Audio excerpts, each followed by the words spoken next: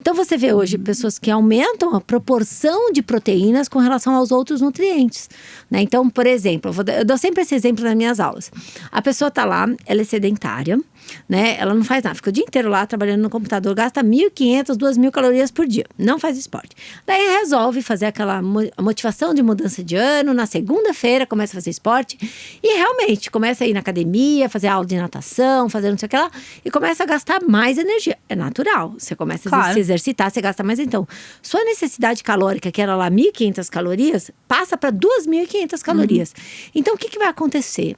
Na cabeça dos proteinholics, dos malucos de proteína, a pessoa, ela comia, um pouco de arroz, um pouco de feijão, um bifinho na dieta normal. E uma folha de alface. Agora ela tá atleta. O que ela faz? Ela vai lá no self-service, ela continua comendo a mesma quantidade de arroz, a mesma quantidade de feijão, as 2 folhas de alface e coloca 2, 3 bifes. Porque precisa de mais proteína. Exato. Então, isso é o grande… Primeiro, assim, é algo distorcido. Primeiro que essa pessoa nem é atleta ainda. Então, uma pessoa que não é atleta, ela nem tem uma necessidade aumentada de proteína. Ela continua na mesma de uma pessoa… Exato. Ela só gastou mais energia. Então, obviamente, se ela gastou 2.500 calorias… Ela vai ter, voltando ao exemplo do prato, ela precisaria colocar 2 colheres de arroz, 2 de feijão e assim, e a carne ela tirava. Por quê? Porque toda vez que já tem uma base com leguminosas, mas você já bate sua meta proteica. Você não precisaria, a carne sempre representa o excesso. Ao menos que viesse acompanhando ali só com arroz, ou só com batata. Aí sim, realmente ela vai proporcionar, mas você não precisa da carne para poderia ser feijão. Isso a gente já falou também, né? Vem a proteína? Vem. Mas vem gordura saturada, vem um monte de bactérias muitas vezes que vão desregular toda a tua microbiota. Ou seja, gente, não vale a pena, tá? Junta uma coisa boa com outras coisas boas também, e não uma coisa boa com várias outras coisas ruins. Grande mito, você não pode, não deve desregular, desbalancear o seu prato, tá? Então esse mito do excesso de proteína, a gente já aqui…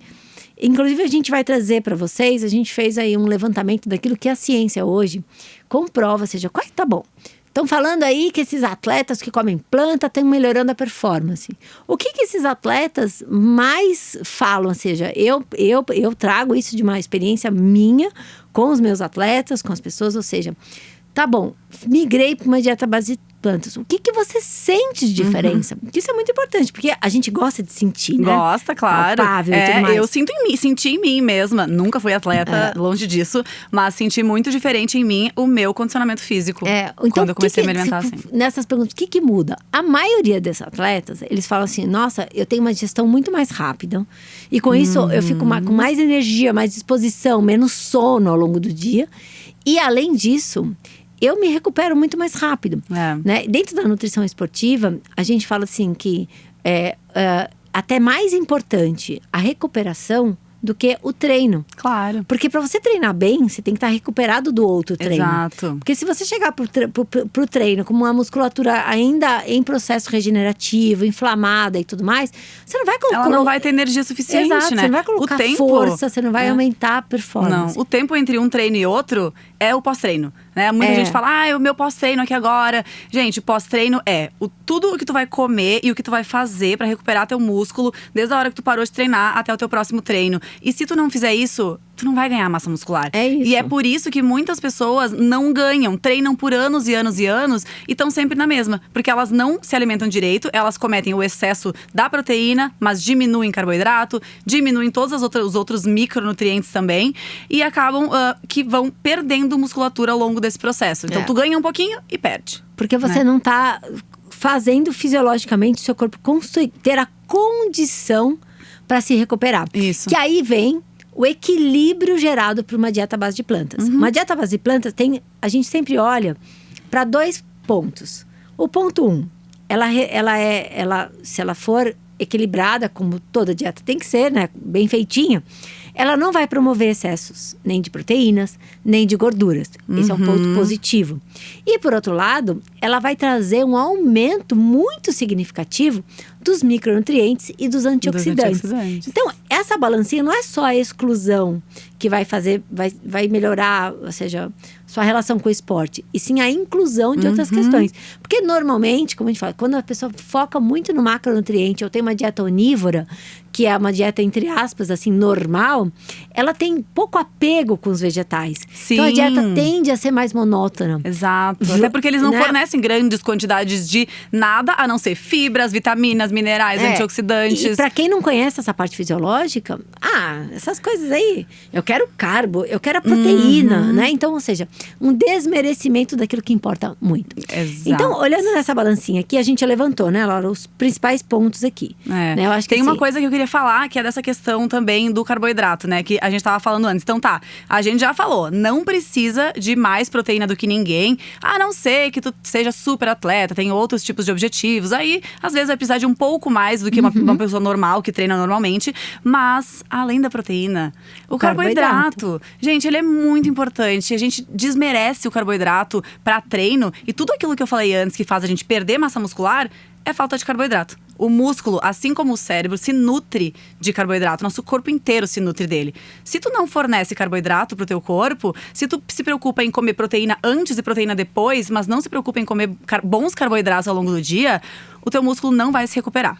Né? Ele não vai ter energia para pegar a proteína que você comeu e transformar no seu músculo. Isso. Energia, gente, é primordial. Nada funciona. O seu carro não anda sem energia. Não. Seu ar-condicionado não funciona sem energia. Então, ou seja, antes de pensar no que vai acontecer, você tem que fornecer energia.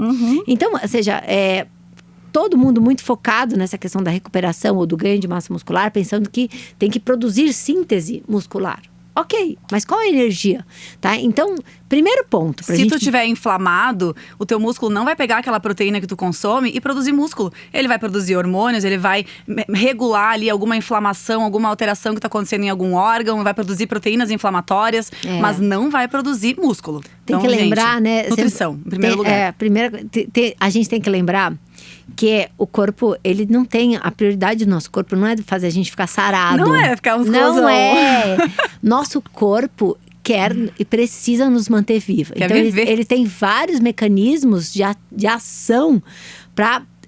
lidar com a falta de energia, por exemplo. Exato. Lidar com a inflamação. Qual é a prioridade? A prioridade é manter o cérebro sempre funcionando. isso. Não é fazer crescer o bíceps.